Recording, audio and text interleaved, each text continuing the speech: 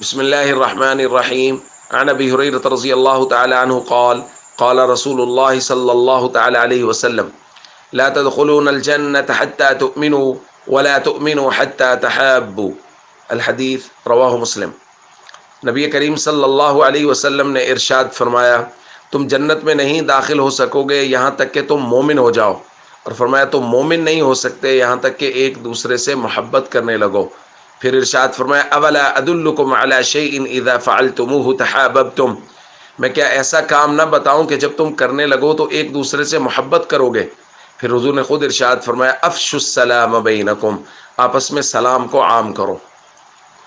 تو دوستو سلام کو عام کرنا گویا جنت میں داخل ہونے کا ذریعہ ہے، کیونکہ حضور نے ترتیب بیان فرمائی جنت میں داخل ہونے کے لیے ضروری ہے آپس میں ایک دوسرے سے محبت کرنا، اور محبت کرنے کا جو سب سے بہترین طریقہ حضور نے بیان فرمایا ہے وہ ہے سلام کو عام کرنا۔ تو دوستو محبت کرنا ایک دوسرے سے، مسلمان سے محبت کرے۔ ہمارے یہاں اس چیز کا بے حد فقدان ہے۔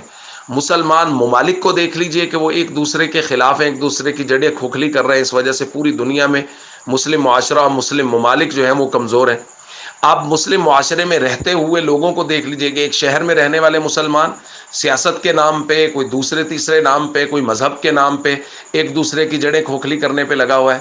پھر ایک محلے میں رہنے والے مسلمان، پھر ایک محلے کے اندر ایک گھرانے اور ایک خاندان کے لوگ، بلکہ آپ یہاں تک دیکھیے کہ ایک گھر میں رہنے والے بھائی بہن، بھائی یا ایک خاندان میں چچا کے بیٹے، خالہ کے، پھپھو کے، ماموں کے بیٹے، ان کی ایک دوسرے سے نہیں بن رہی، ایک دوسرے کی جڑیں کھوکھلی کرنے پہ لگے ہوئے ہیں۔ سال گزر گئے، ایک دوسرے کو سلام نہیں کیا، اور یہاں لوگ فخر سے بتاتے ہیں۔ میں نے ایک دوست سے کہا اپنے بھائی کو سلام دینا، اس نے کہا 10 سال ہو گئے میں نے اپنے بھائی سے کلام نہیں کیا۔ یہ بات وہ کر رہا تھا گویا فخریہ انداز میں۔ تو میرے دوستو یہ بہت بڑا المیہ ہے، تو اس لیے محبت کرنا ایک دوسرے سے، اور اس کا سب سے بڑا طریقہ جو حضور نے بیان فرمایا افشوا السلام بینکم، سلام کو عام کریں۔ جب کوئی ناراض بھی ہو کوئی دوست تو دوسرا دوست اس کو سلام کر کے گزر جائے تو دل میں رحم پیدا ہو جاتا ہے، یہ اللہ کی طرف سے طے شدہ امور ہے، دل میں رحم پیدا ہو جاتا ہے۔ اس لیے ہم کوشش کریں کہ سلام کو عام کریں۔